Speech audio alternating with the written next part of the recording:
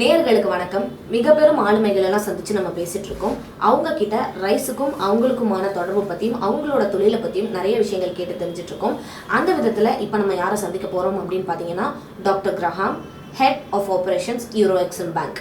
அவரை தான் சந்திச்சு அவர் இந்த ரைஸ் மாநாட்டில் கலந்துக்கிறதுக்காக எவ்வளோ ஒரு எக்ஸைட்மெண்ட்டோட இருக்காரு அப்படின்றத பற்றியும் அவரோட இந்த யூரோ எக்ஸிம் பேங்கை பற்றியும் நிறைய விஷயங்கள் கேட்டு தெரிஞ்சுக்க போகிறோம். வாங்க நிகழ்ச்சிக்குள்ள போகலாம். வணக்கம் sir. Naam Graham, thank you very much for your welcome. Sir, my first question is about the aim of Euro Exim Bank. Please explain us about the aim of Euro Exim Bank. Excellent question. So Euro Exim Bank is an independent financial organization, and our function is to provide the instruments to help import and export across the world. And that's helping small companies to be able to import the goods they need to do manufacturing and then to re-export as well.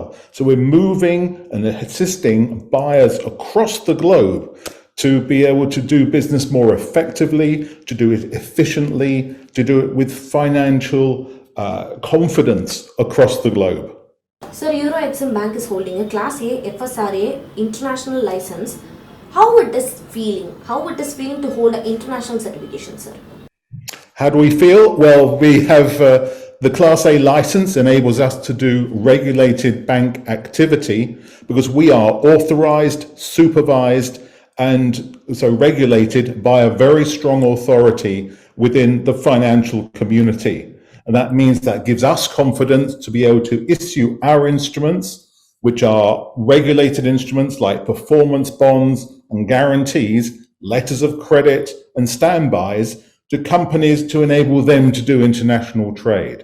But the Class A license also allows us in the fullness of time to do loans, deposits and all banking activities like a very large institution as well. So it does not stop us from doing every other type of banking activity. However, at the moment, we're very much focused on trade to make sure that, again, communities can bring in the goods and export the goods in a very easy way.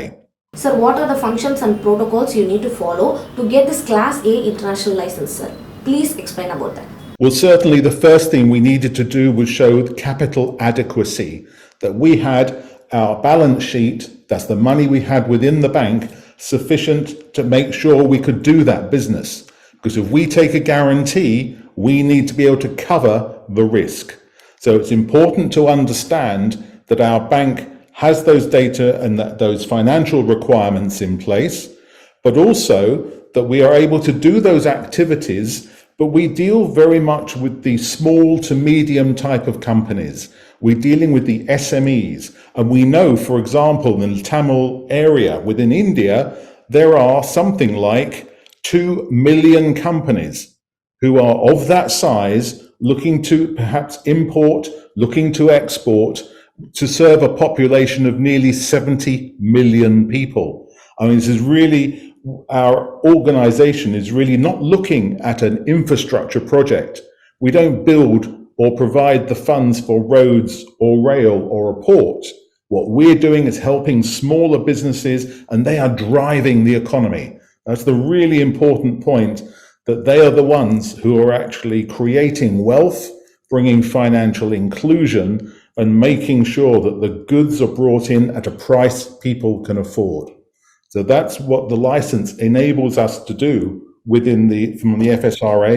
I say a very strong regulator. They are allied also to the East Caribbean Central Bank. So they put in place the protocols on how we work, what regulation we have to follow, how we make sure that we report all our audits to them, and we follow international banking law as part of that process and being a bank in St. Lucia. Sir, jumping on to next question, which are the countries did Euro Exim Bank have branches, sir? So our head office is in St. Lucia in the Caribbean. We have a representative office which does back office activity, some marketing activity, etc., from London. And that's where I'm based at the moment, and look forward to everybody meeting with us next week in Dubai as well. Apart from that, we work and have created, or we work with a company, a service company, who provide our back office activity in terms of IT and marketing and sales support. And through that company, we have created a network of agents and partners across the globe. 5 years ago, when we started, we had 3 people in our organization trying to sell internationally. Today, our network, we have nearly 8,000 people in 150 countries who are representing the bank, introducing products and services to ensure that any one of those countries can do a cross-border transaction. So we effectively enable any smaller company to get hold of an instrument to make sure the trade can take place at an economic rate, at an efficient rate, and to handle all the problems and protocols where we look at the jurisdictions, the customs, and the regulation there as well. The world of trade is very complex. What we do is simplify the whole process for our customers. That's great. Please explain us about the operations of EuroExim Bank. Okay, so as a bank, what we do is we provide services to the smaller corporates, medium-sized corporates for their instruments. Basically, the operations are that our teams will speak with companies who want to do the import process, but they need an invoice and they need to pay their supplier. So what we do is provide the financial instrument to enable them to pay and to receive the goods, because unlike a payment transaction of when you go into a shop, trade internationally can take place between 3 months and 1 year. Now that means that if you go to a major bank, they will request you to lodge or place your money to settle the transaction right at the beginning. Now that means you have got no access to your cash flow, which is locked for up to 1 year. Our process is different.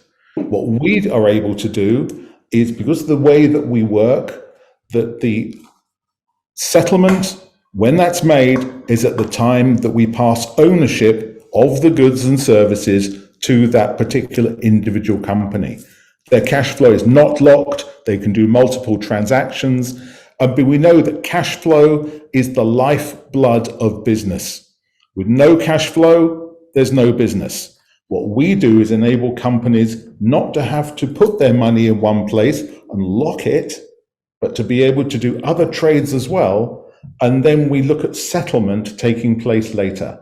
This means companies can be much more open to do different transactions, to get the goods they need. Supply chains are really difficult at the moment with the problems with Ukraine and other particular countries, where we had very easy access to goods and raw materials.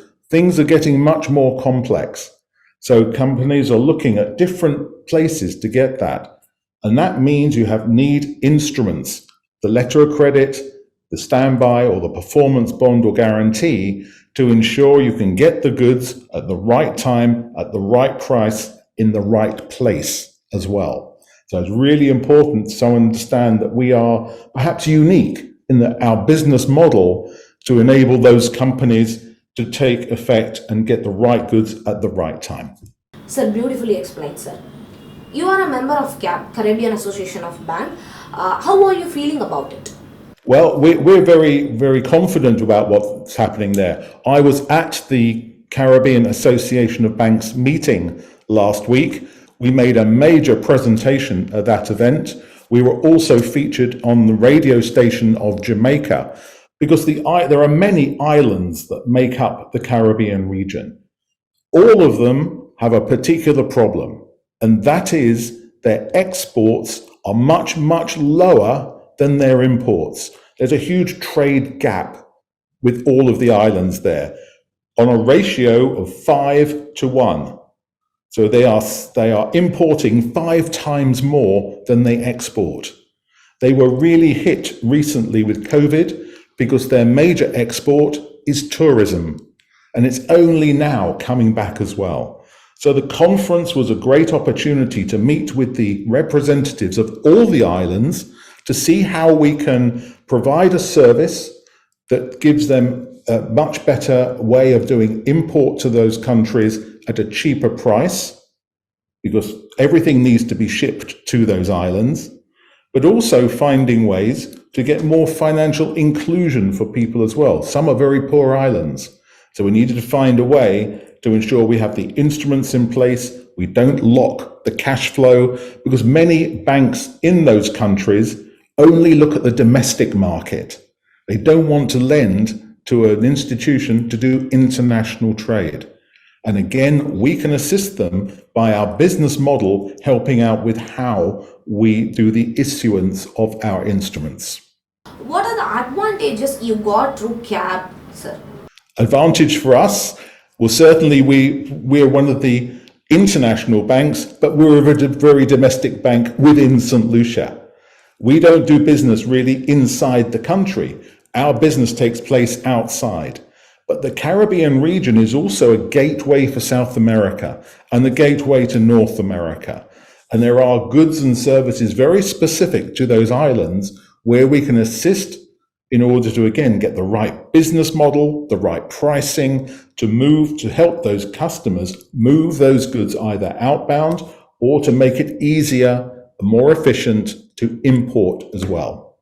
Customer care is a very important thing in a banking sector. Please explain me about the customer care of Euro Exim Bank. Can you please explain me about your customer care? Absolutely. Customer care is one of our main priorities because we do few transactions in relation to someone like an HSBC or a larger institution like that. So what we need to do is we generate and we create a relationship with our clients where we're looking always at follow-on business as well. One transaction is never any good to any bank. What we're looking for is sustained relationship, always networking and relationship to make sure our customers can not only get the right deal for the first transaction, but always the ongoing transaction as well.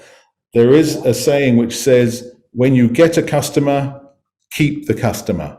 Really important to have the right deal at the beginning, to start the relationship, to make sure everybody's happy and confident and trusting in the way it works, and then to use that as the basis for future transactions as well.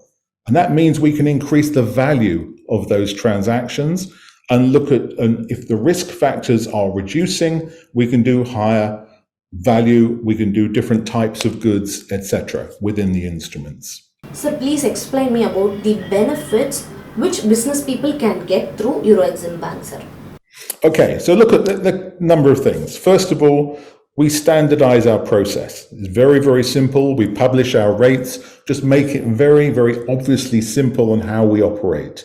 So a benefit for a particular user would be open, transparent, honest information being provided consistently across every particular branch, with every particular, through the network of agents and partners as well. So the business model is absolutely set. Our process is absolutely set. You always know where you are in the process. And there is always a one-to-one relationship between our salespeople and the client. You're never just talking into the company, not knowing where things are going. So it's really important that people have individual site, email, contact with the right people in the organization. And we're still a small organization from a central point of view that we can move information very, very quickly. We've created an organization which doesn't have multiple layers as well. So we can very easily get to the right people at the right time, whether that's compliance or legal or accounting, financial or sales. We have that very easy routing through the organization. So you know things are going to take place quickly and correctly. Next, I'm going to talk about the RISE. How did you get to connect with the RISE Association, sir?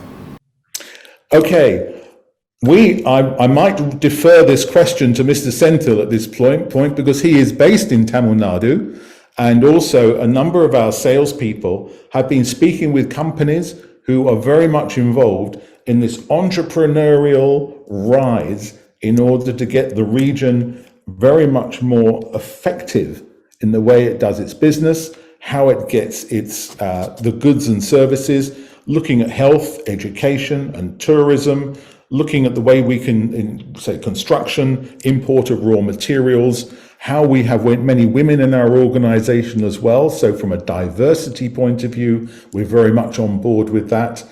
Looking at things like thought leadership as well, because we're very heavily featured in magazines like Forbes and Reuters and Bloomberg, but also from our point of view, making sure that we can assist the companies who are doing amazing business at the moment, where they're exporting, for example, to UAE, where we know that sales to that area are up 14%, and that's nearly $6 billion worth of business.